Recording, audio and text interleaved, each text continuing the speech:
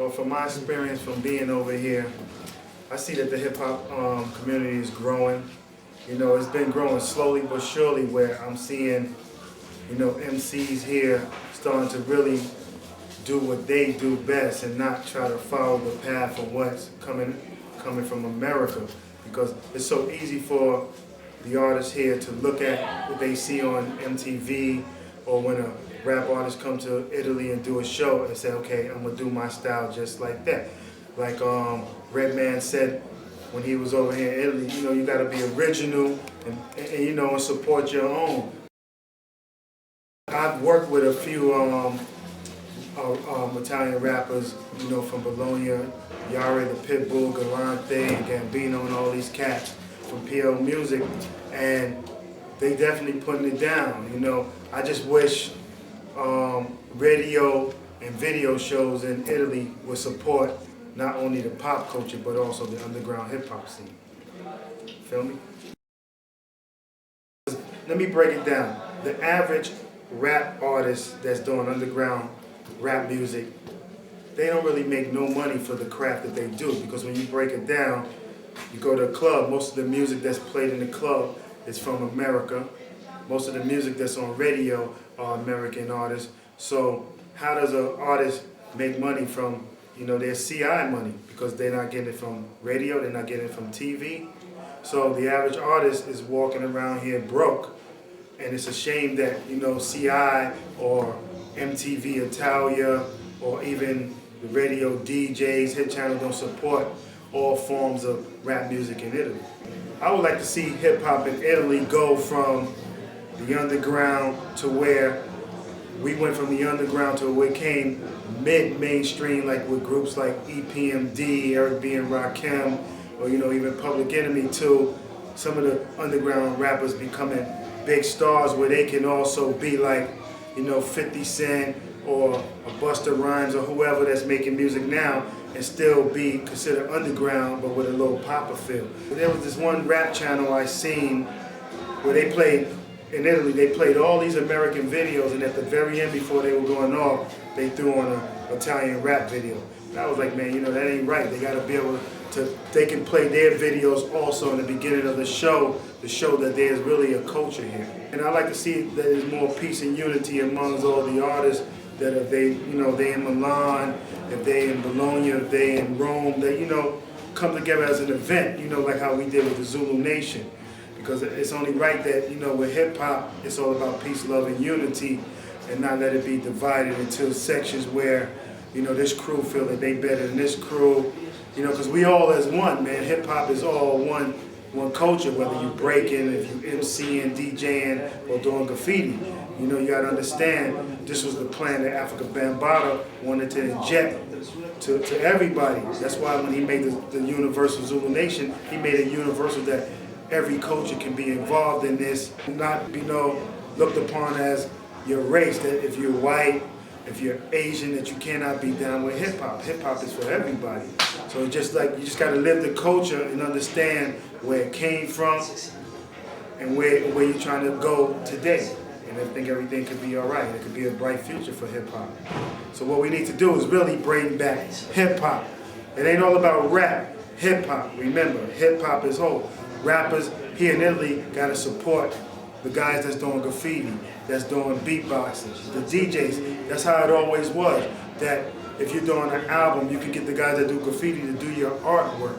You know, you can have the b-boys in your video. You incorporate all parts of the culture, because in America they have split up the culture where you don't see a lot of b-boys in the videos. You'll see basically the same rap videos of naked girls behind the rapper, or a rapper that's in a big mansion, which is not even theirs. They rent the mansion, or you see them in the luxury cars. That ain't hip-hop. You must understand that. I think hip-hop's downfall was when corporate America got their grip around the neck of hip-hop, where they separated the culture. Because you got to remember, in the beginning of hip-hop, the breakdancers was making basically all the money. They were the most famous out of all the elements of hip hop. You see them more in the movies, whether you see, you know, Breaking 1 and 2, Wild Style, or whatever movie that was made then. they were more the focal point. But when the media killed that part of the culture, they seen that they could make a lot of money on the guy that was rapping the lyrics. You gotta remember, at first the major record labels did not want to even touch rap music. It was only an underground thing where you had independent labels putting out music. And then when major labels see that there was money to be made, they took our culture where we did not even really exist. It became that if you wanted to rap, we had to go to them and ask permission. And we was like, yo, this was something that we started and now we have to go ask you to put out our music. So that was the beginning of the downfall of taking over our culture, where it was dictated by somebody that didn't even understand what we was living or what we was doing. Because the majority of the people that worked at the record companies never was a b-boy, never was a MC or did graffiti. So they telling us what is hip hop. And from there, it was like they was flashing, throwing money in rappers' faces and say, okay, we want you to be like this. Some rappers went that route, some rappers stayed true to the culture. There was a time back in the 80s, radio was about playing new rap music, breaking new artists. It became now a machine where you had to pay to get your song played on the radio. It was all about who you know. Also, radio started dictating on what a rapper can basically talk about, because record companies was watching what other record companies was doing. So if you had like a group, like say, commercial group like MC Hammer, they were looking for the next MC Hammer. They wanted you to make songs like MC Hammer because they were looking at the bottom line of how much money MC Hammer was bringing in. They were like, okay, they were looking for the next Vanilla Ice.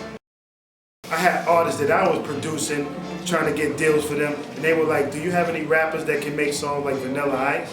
And I was like, come on, y'all are destroying our culture of what Africa Bambaataa and Kool Herc and Grandmaster Flash and them built, to y'all dictating to say, yo, we need this kind of music. If you don't bring us this kind of music, you can't get a record deal. And it was crazy, and you know, the hip hop community in the whole was very upset on the direction to where rap was going. You know, I'm not hating on what MC Hammer was doing, because I think within rap, you need to have different parts of what everybody's doing. You can't have everybody rapping like Hammer, everybody rapping like Public Enemy, everybody rapping like A Tribe Called Quest. It's good to have a balance where you have this artist that sound like this artist that sound like that. When I listen to today's rap, basically they all rap about the same thing, the same guns, the same cars, the same women. And the music all sound the same, and there's no direction. And I cannot fault today's rap artists. It's what the record companies dictate to you, it's what the media tells you is hip hop. So they follow the trend. If you got a rapper right now listening to 50 Cent, that's their whole mission, to be like 50 Cent, to rap like 50 Cent. I want to be a gangster. It's like, tell your ghetto story that I got shot. Because within America, a negative image to them sells more than a positive image. So the more times you've been in jail, the more times you've been shot at or shot,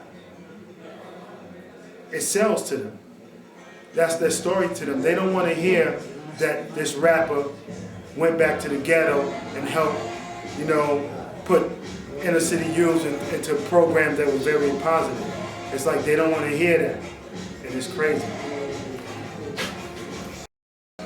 The difference between hip hop and rap is a rap artist you will never see at a b-boy event. Rap artists today will not support going to like a party in the center. They become rap artists.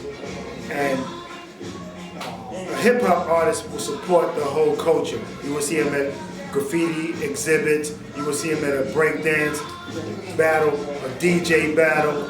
That's hip hop to them. A hip hop artist will speak the truth to let you know what time it is. They will be very vocal and honest on their opinions on the direction of hip hop. A rap artist will just be a yes man and go with whatever the flow is. Hold on.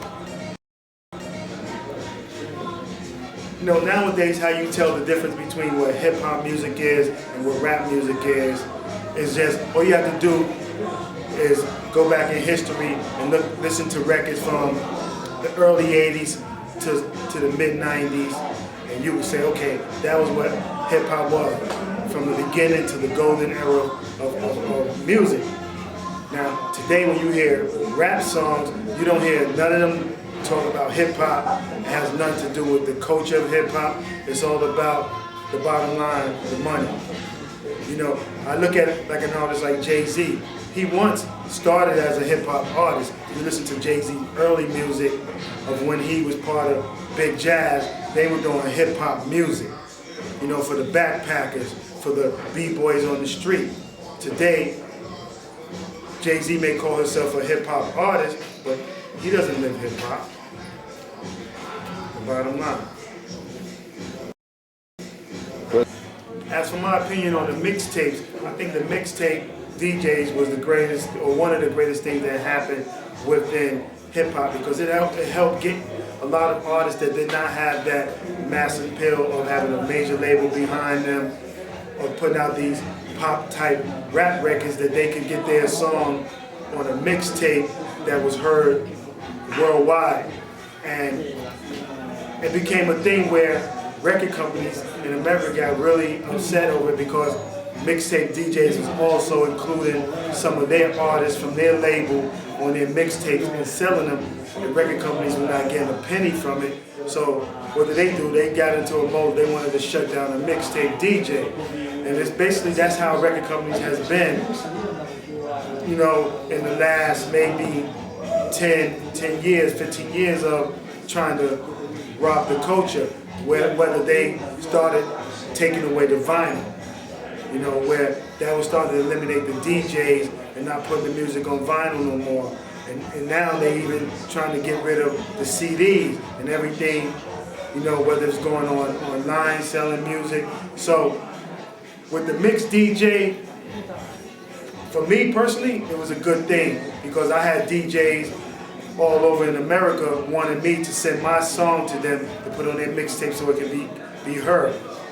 And as for it really getting, you know, big in Italy, I met some guys who were putting out mixtapes, like, you know, my man DJ Double S gave me his mixtape, and I thought it was hot. It also promotes some of the American artists on it, but then it has some of the local Italian rappers, and it's a good way of getting your stuff heard throughout Italy when you ain't getting your music on radio and you ain't being heard on the video show. So for me, it's a positive light to be able to get the mixtapes out there. So y'all gotta support the mixtape DJs so these artists can get their shine on and y'all stop hating on them, all right? Mixtapes made 50 Cent big. You know, 50 Cent started on the mixtapes, whether he was rapping on any of DJ Clue mixtapes or, you know, K Slay or whoever mixtapes was out. 50 Cent made sure he put a verse on there to really get his name out there, and that was his buzz in the industry. You know, 50 Cent, you know, this street kid just blowing up on these mixtapes. And yeah, once he got into the corporation, he seen that there was more money to be made, and they, you know, they created him to where he feels he's above the game.